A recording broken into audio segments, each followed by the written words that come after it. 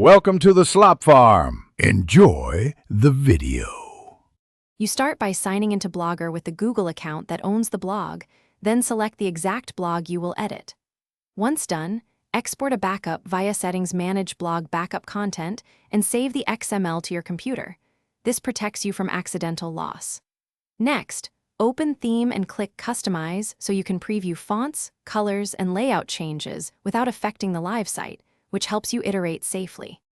You now edit the meat of the site, content and structure. For posts, go to Posts, create a new post, or open an existing one and switch between Compose and HTML to control formatting. Use labels consistently for navigation.